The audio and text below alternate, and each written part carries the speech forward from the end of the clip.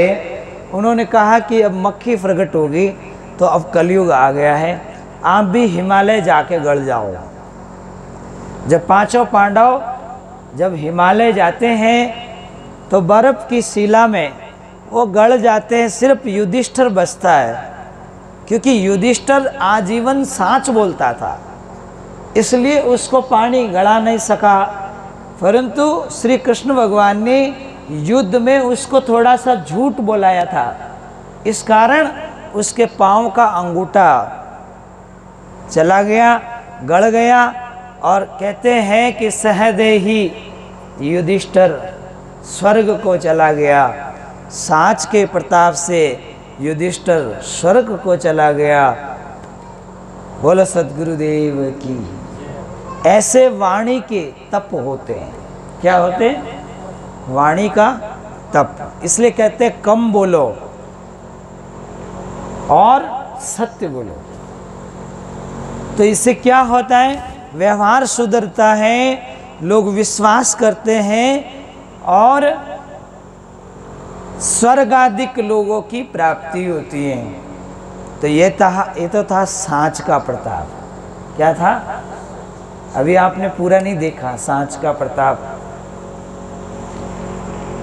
जब आप कथा सुन रहे हैं तो ये भी सुन लें कि चारों भाई नरक में पड़ गए।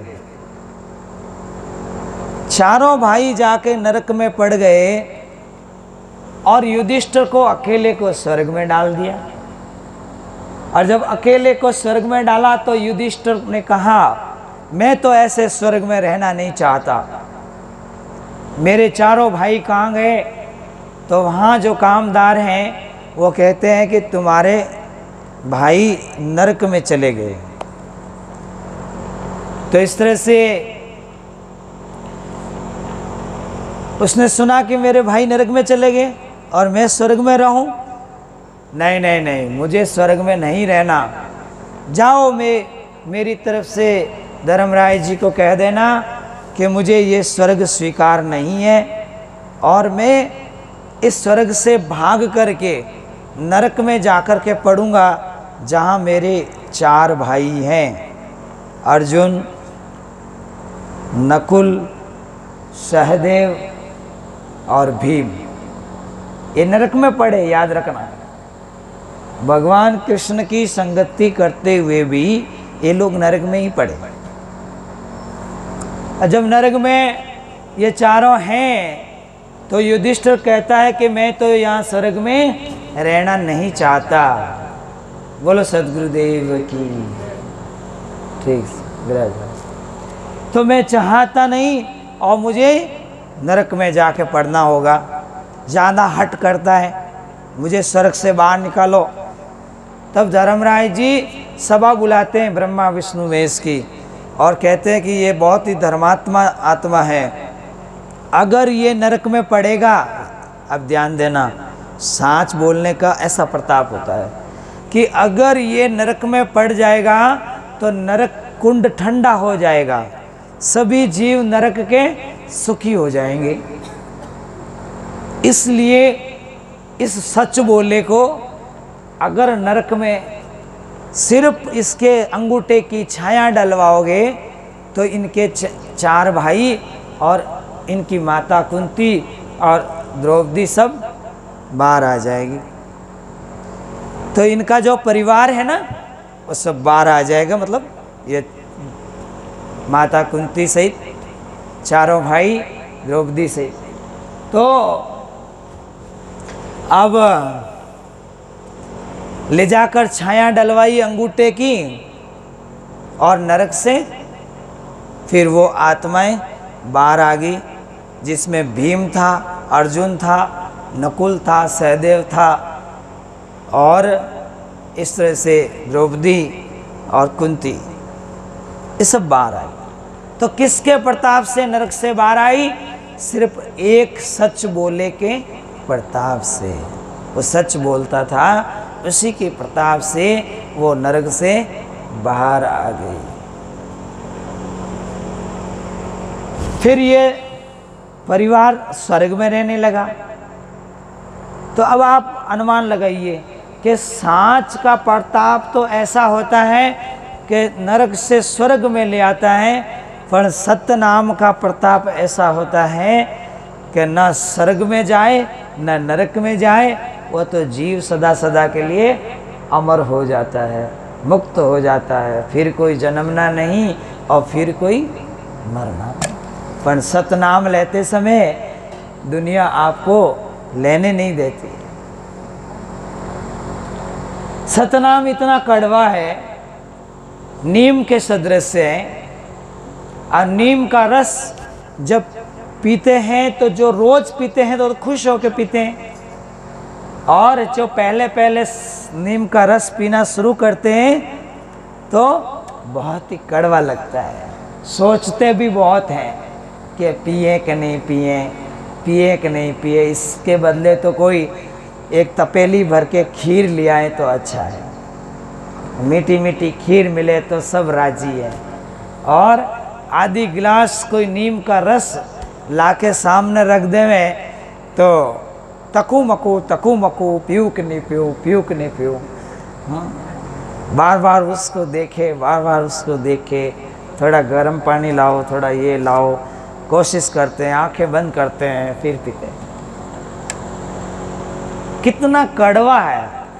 ऐसे ही सतनाम बहुत ही कड़वा है, परंतु नीम के प्रताप से पुरानी बीमारियां, 1000 बीमारी खत्म होती है। कितनी? हाँ, शुगर खत्म होता है और 1000 बीमारियां इस नीम से खत्म होती है।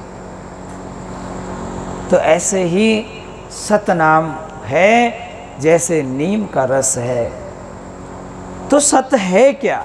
जो पहले भी था, आगे भी, आज भी है, आगे भी रहेगा, जो तीनों काल में हमेशा मौजूद रहता है, वह तत्व सत्य है। और उस सत्य को लखाने के लिए सतगुरु संसार में आए हैं, कबीर साहिब संसार में आए। तो श्री कृष्ण भगवान कबीर साहिब के अनुसार निरंजन के पुत्र विष्णु भगवान और विष्णु भगवान का अवतार है श्री कृष्ण महाराज।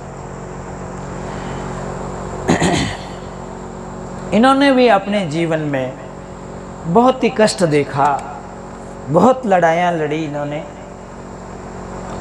धर्म के लिए बहुत ही लड़ाइयाँ लड़ी, पर जो इनको आदेश था वो उन्होंने काम किया।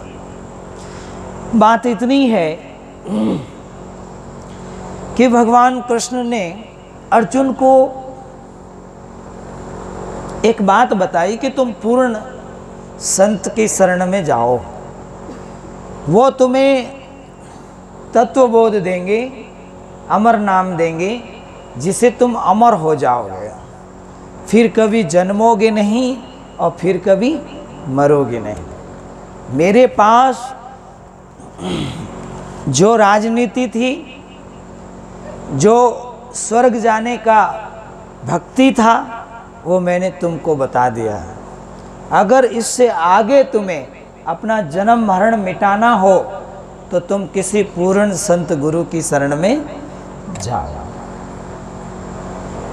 पर आज के उपदेशक ये बात नहीं कहते, वो तो कहते हैं कि हम सब कुछ जानते हैं, हम करेंगे वही होगा।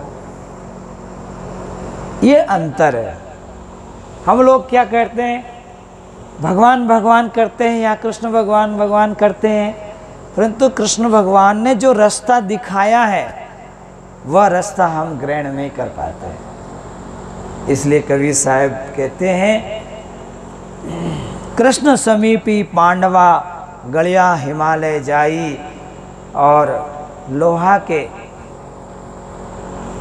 लोहा को पारस मिले काहे काट लगाई। अगर कोई लोहे को पारस मिल जाता है तो टच करते ही सोना बनना है। पहाड़ों में क्या होता है, जो पहाड़ हैं, हिमालय पहाड़ हैं, अरावली पर्वत हैं, यहाँ पर जो रात दिन एवड़ चराते हैं, बकरियाँ चराते हैं, वो लोग क्या करते हैं कि अपनी बकरी के खुर के नीचे लोहा डालते हैं और लोहा डालकर उस बकरी को छोड़ देते हैं, मतलब उस एवड़ को चराते रहते हैं साल भर। और फिर हर बकरी के खुर के नीचे देखते हैं तो किसी किसी बकरी का पांव जो है पारस पत्थर से जाकर टकरा जाता है। पारस पत्थर से जाके टकराता है तो उस बकरी के पांव में जो लोहा था वो सोना हो जाता है। क्या हो जाता? सोना हो जाता है। ऐसा होता है, नहीं होता नहीं। अरावली पर्वत में जाके जो बकरियां चराते हैं उनसे पूछ लेना कभी। आज भी पारस पत्थर है परंतु मनुष्य उसे जान नहीं पाता। और पशु चरते चरते चरते कभी न कभी साल भर में उससे टक्कर हो ही जाती है, तो उस लोहे को भी वो पत्थर सोना बना देता है। ऐसे ही ये पापी जीव को कभी न कभी कोई समृत सार शब्द सत्य को जानने वाले गुरु का दर्शन, गुरु का मिलन हो ही जाता है मनुष्य शरीर में, तो ये जीव भी उस भक्ति को प्राप्त करके हंस बन के अमरलोक चला जाता है। तो कितना दुर्लभ है सत्य नाम जपना, कितना दुर्लभ है, कठिन है, क्योंकि सत्य नाम और सतगुरु की भक्ति बिरला ही हंस जानते हैं, कोई बिरला ही हंस जानते हैं। सब वन तो चंदन नहीं, सब वन में कभी चंदन होता है? सब वन में कभी चंदन नहीं होता। और जिस वन में चंदन होता है उस वन की शोभा बहुत ही लंबी लंबी जगह दूर दूर तक फैल जाती है महिमा। और सब पहाड़ों में कभी सोना होता है?